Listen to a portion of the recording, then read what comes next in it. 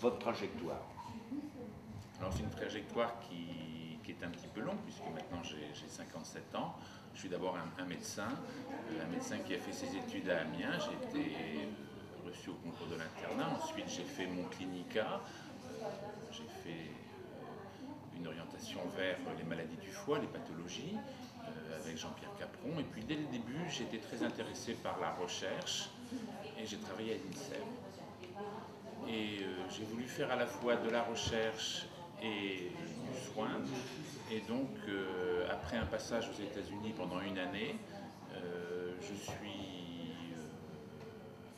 parti à l'INSERM à Paris, où j'ai fait à la fois du soin et de la recherche à l'hôpital Beaujon, chez le professeur Jean-Pierre Benamou. Alors, pourquoi en êtes-vous là? Alors, avant tout aussi, il faut dire que tout à l'heure interviendra quelqu'un qui est habitué, invité sur notre blog, alors qu'il nous avoue qu'il ne va jamais le visiter, qu'il ne sait même pas de ce qu'il y a sur ce blog. C'est mon ami Paul Sesbron qui interviendra en deuxième partie. Alors, Annie Braillon, pourquoi en êtes-vous arrivé au fait que vous ayez une revue de presse qui couvre bien sûr le Colis Picard, Charlie Hebdo et tout plein d'organes de presse nationaux? Pourquoi vous en êtes arrivé là? La délinquance? C'est compliqué, c'est sûrement de la délinquance, et même de la délinquance organisée. Donc après mon séjour à l'INSERM plusieurs années, j'ai pris une voie plus d'administration de la recherche aux hôpitaux de Paris, à l'assistance publique. Et puis en 2005, j'ai décidé de refaire de la médecine et de revenir à Amiens. Et j'ai choisi de travailler avec le professeur Gérard Dubois, qui est une des rares sommités internationales françaises. L'ayatollah de l'anti-tabac. L'ayatollah de l'anti-tabac. Je suis pas sûr On y reviendra sur le tabac.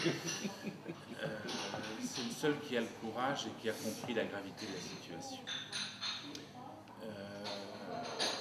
Donc je suis revenu pour faire de la santé publique, pour m'occuper de la santé des gens dans une région qui est ma région, qui est une région qui est sinistrée. C'est la région de France où il y a le moins de médecins. Et puis c'est pour la mortalité prématurée, c'est la deuxième région de France. Donc il y a beaucoup de choses à faire. Et donc avec le professeur Gérard Dubois, on a mis en place différentes actions dans la région. Par exemple, une action pour limiter le tabagisme au cours de la grossesse. C'est une action qui a associé l'ensemble des maternités de la Picardie, aussi bien publiques que privées. Pas une n'a manqué à l'appel. Donc félicitations à tous ces médecins qui sont mobilisés. Et c'est une cause qui est très importante puisque le tabac au cours de la grossesse, c'est la première cause de prématurité et de toutes les complications qui existent au cours de la grossesse. Une femme qui fume, c'est 3 fois plus d'accouchements prématurés. Et la France est lanterne rouge en Europe. On est le pays où on a le plus de femmes enceintes qui fument. On a aussi mené une action pour la prévention de l'hépatite B chez les nouveau-nés.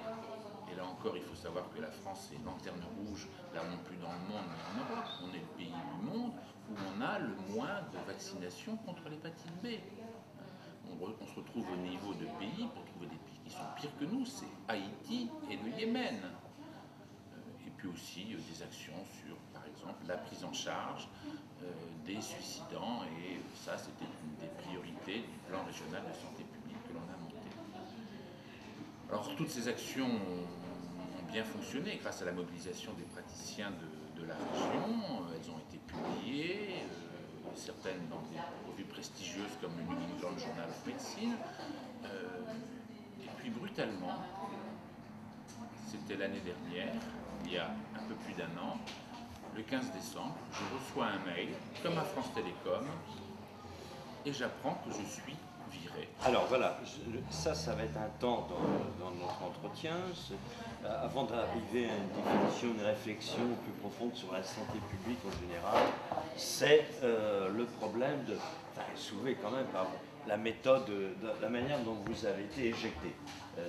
Nous avons reçu des mails, Paul a reçu, j'ai reçu, Et alors, dites-nous un petit peu, voilà, justement, vous vouliez en arriver là, ça tombe bien nous aussi, cette redécrivez un petit peu cette méthode d'injection qui était brutale et humiliante. Et incompréhensible, Incompréhensible, et bien sûr. injustifié et tout à fait. injustifiable. Donc je reçois ce mail. Mon chef de service n'était pas du tout au courant de ce qui se passait, moi non plus. La commission médicale d'établissement avait mis à l'ordre du jour, au dernier moment, le jour de la séance, le fait de me virer. Et ça s'est passé en fin de séance avec quelques personnes dont on ne connaît pas les noms. Le motif est incompréhensible. Soi-disant, l'agence régionale d'hospitalisation, qui est là pour participer à la politique de santé publique, aurait supprimé une subvention qu'elle donnait à l'hôpital pour l'activité que je menais au niveau régional. Au bout d'un an, j'ai appris qu'il n'y avait pas de document écrit traçant l'arrêt de cette subvention par l'hôpital, par l'ARS, par l'agence. J'ai appris qu'il n'y avait pas. Alors, sur ça, uniquement je vous interromps, non pas pour vous contredire, mais parce que dans le courrier Picard, il y a une déclaration du directeur de l'hôpital qui dit que l'hôpital d'Amiens. Alors, j'ai trouvé que c'était une des attaques les plus dures qui vous étaient portées. Hein. C'est pour ça que j'ai assumé, parce que tout le monde l'amuse tout le temps dans le courrier Picard. Donc ça peut vous donner l'occasion d'y répondre. Que l'hôpital d'Amiens, le CHU, donc le directeur, n'est en rien responsable de ce qui arrive au docteur Braillon. Il était clairement entendu qu'il ne bénéficierait que d'un support administratif au CHU. En aucun cas, il ne faisait partie des effectifs. Il a été imposé. Alors c'est quand même très fort quand même. Comment vous réagissez? Vous l'avez lu ce truc? Je ne veux pas réagir à un commentaire et commenter un commentaire, mais les faits sont simples. Je suis médecin des hôpitaux, j'ai passé le concours la session de 2004, j'ai été nommé avec la note de 150 sur 150, le poste était publié au journal officiel, je suis un médecin hospitalier comme tous les autres praticiens hospitaliers du CHU d'Amiens, il y en a plusieurs centaines. Il y a une situation qui est tout à fait claire et qui est tout à fait simple. Donc, et vous alors, comment vous avez... Ça remonte à combien de temps ça quand vous avez reçu le mail? Donc c'était le 15 décembre 2009. 2009, c'est ça, oui. Donc ça fait quand même... depuis toute cette époque, quel est votre statut? Comment vous voyez les choses? Donc la procédure a été un petit peu longue puisque c'est le ministère qui doit entériner la proposition du CHU d'Amiens. Le ministère a fait une instruction à charge et a posteriori. Malgré tous les articles qui ont été publiés, que ce soit dans Charlie Hebdo ou dans le British Medical Journal, les prises de position du président de la Société française de santé publique, le soutien de mon chef de service, etc., etc., le ministère a validé la procédure qui a été faite par l'hôpital d'Amiens, qui ne tient pas debout. Et donc a fait passer mon dossier devant la commission statutaire nationale, qui sont des gens qui sont choisis par le ministère, avec des représentants des médecins. La commission statutaire nationale, à la très grande majorité de ses membres, plus de 70%, a voté contre la réquisition du ministère qui était de me virer du CHU d'Amiens.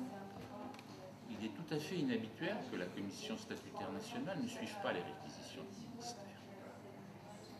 Pourtant, malgré cela, le ministère a choisi d'aller à l'encontre de l'avis de sa commission statutaire. Là encore, c'est très inhabituel. Comme je suis un petit peu scientifique quand même, de faits inhabituels, en même temps, je ne crois pas aux coïncidences.